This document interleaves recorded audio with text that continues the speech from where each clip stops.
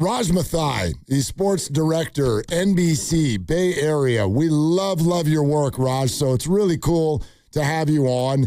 And obviously, this is quite a crossover story here. So joining us right now on the River Islands guest line is Raj Mathai here on Willard and Dibs 95.7 The Game. Good afternoon, Raj. How are you? Good afternoon, guys. Great to be on. And I'm no longer the sports director. I'm just a sports fan now, watching it from afar, watching you guys. Well, I tell you what, either way, it makes you incredibly qualified to weigh in on this. So what is your initial reaction when you got the news this morning? Well, I mean, I think like everyone, I was pretty shocked. But then again, we've been through so many of these type of stories, and I know both of you have as well, where owners are making some sort of bad judgment or questionable decisions, whether it's on the field or off the field. So I was surprised. And yeah, I've been listening to you guys for a little while. I agree. It's a matter of judgment. You own an $8.5 billion team and you don't want to go down like that. So I'm surprised because I know Jed fairly well. I've known him for, 20 years now. And it's not in character to do this from my point of view. And if it's out of character, then it's a pretty bad mistake, Raj, for him to get caught up in this. And I just wonder about next steps as far as not the ownership and him being, quote, forced to sell or step down, but how does he go ahead and make a comeback from this? I think there's a couple ways he can look at it, and I know there's some crisis PR firms that have reached out to him already.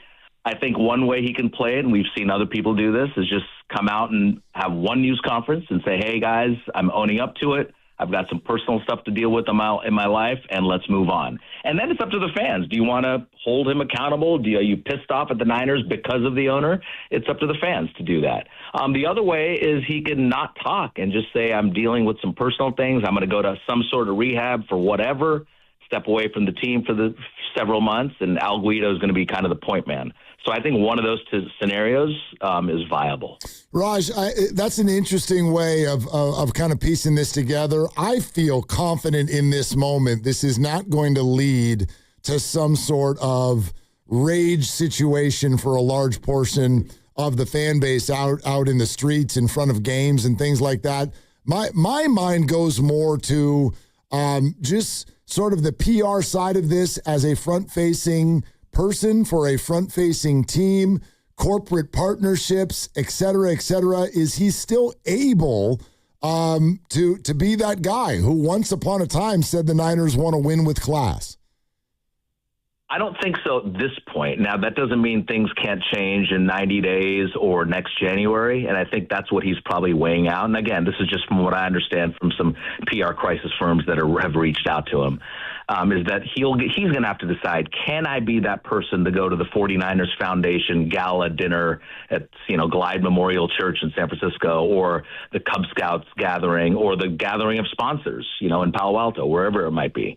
And I think that's what's going to have to happen. But I think just what's going on in his own life, right? He filed for divorce in May. I think it's probably a good time for him to say, I need to reclaim my family here, and I'll get back to the 49ers come January. That would be a good play. How much of this has to do with the high-stakes relationship with the Santa Clara City Council? I know the backstory has been one that's been somewhat acrimonious. Does this give that council board a chance to maybe regain control of Levi Stadium?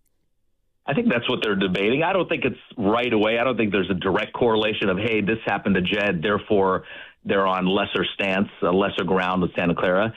Jed's told me personally to my face and on camera at NBC that the relationship with Santa Clara is terrible, with the mayor, I should say, and they just want to minimize that. I think what happened these last 48 hours, though, isn't necessarily going to affect that immediately. But I think all of this comes into play. I mean, this is a guy that's 9:30 a.m. on Sunday morning gets arrested in a sting operation.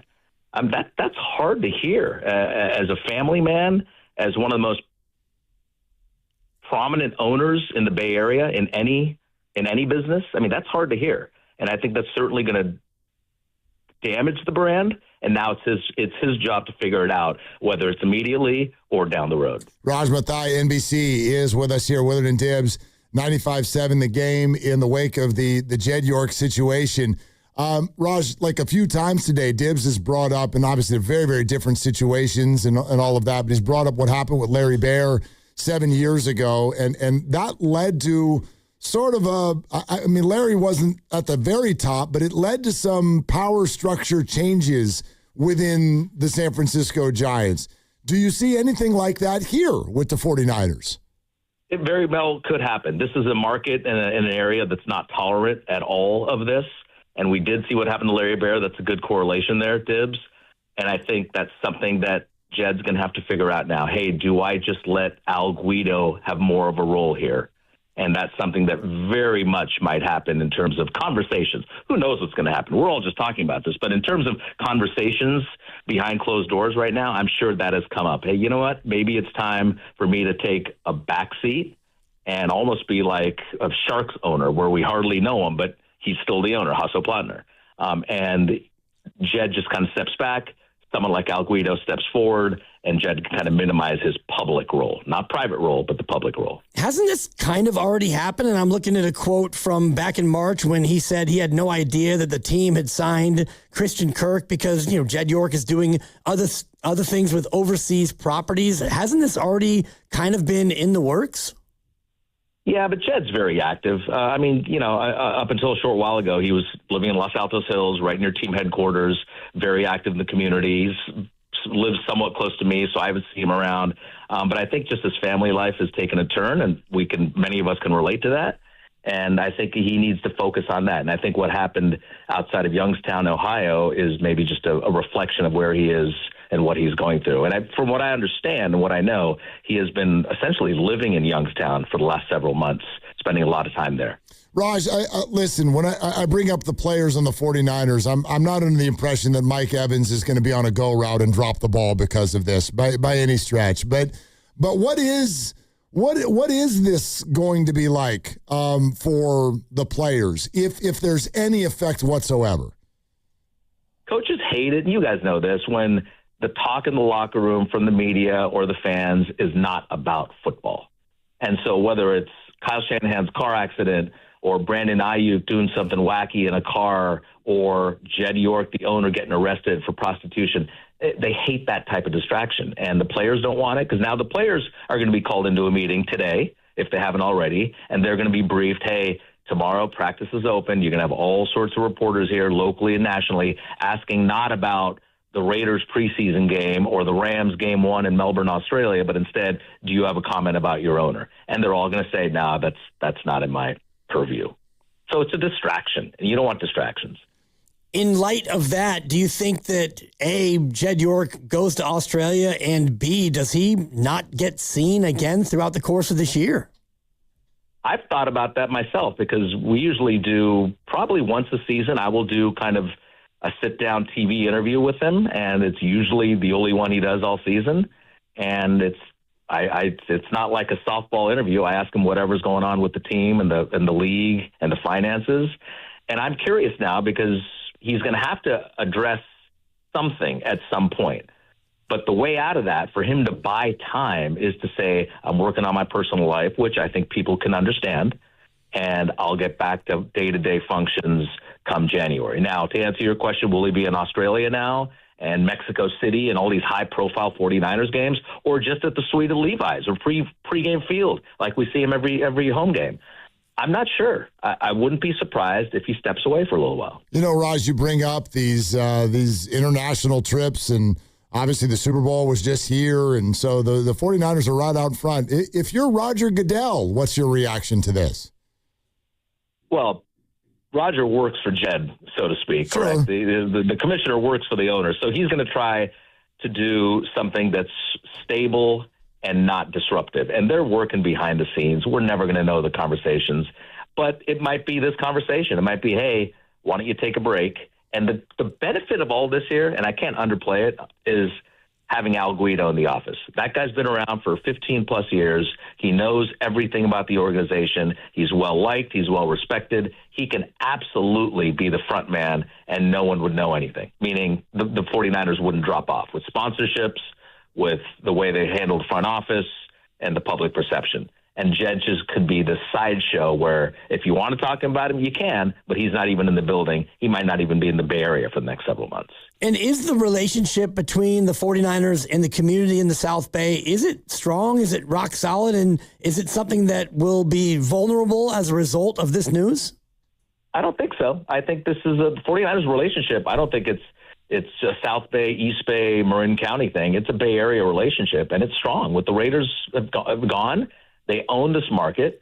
They've been relatively good citizens the last several years. The product on the field has been exceptional, right, in the last 10 years since Shanahan came. So I don't think it hurts the relationship. I just think each fan, or not even if you're not even a 49er fan, will just kind of ask yourself, do you want to support a team and an owner that has been rung up for prostitution? And again, I can't think of, in various degrees, many owners that are liked by the fan base here in the Bay Area. I don't know one owner that's really well liked. And Lake, of course, was liked a lot, but now you can ask a bunch of Warriors fans, and there's something about that as well. But it's not like people love their owners. They root for the team, and they don't necessarily root for the owners. Hey, Raj, great work recently with your sit down with Greg Papa. Oh, appreciate it. I mean, that's a friend to all of us. I know that. Yep. And I know he's just so appreciative of everyone. I mean, like he said, I walked in his house in San Rafael. He's like, I ain't dead. I'm not dead. So it made me laugh right when I walked in, and he's a class act, and he'll be back, guys. As you guys know, he will be back. Yeah, I mean, I was just I'd love to know what struck you, what stood out to you about the conversation. He was just very honest, and I think at some point, if we all go through something like this, when he said, "I'm not afraid to die," I started tearing up. He's seen death, at his doorstep, and he wants to just change the way he lives. Not that he was living poorly before, but he has a new lease on life, quite literally, and he wants to come back. And he was hurt about the radio departure. He was hurt. He was very honest about that. What was your sense as to whether or not he's going to be able to maybe not make it back this year to do Niner games, but is that something that he still has very much in his crosshairs? Yeah, he'll be back on air is my feeling to some degree in the next couple of months. In terms of a 4-hour NFL broadcast, that's a tough assignment, even for the healthiest of people. So I wouldn't think he's back this season to do that, but gosh, I hope I'm wrong, guys.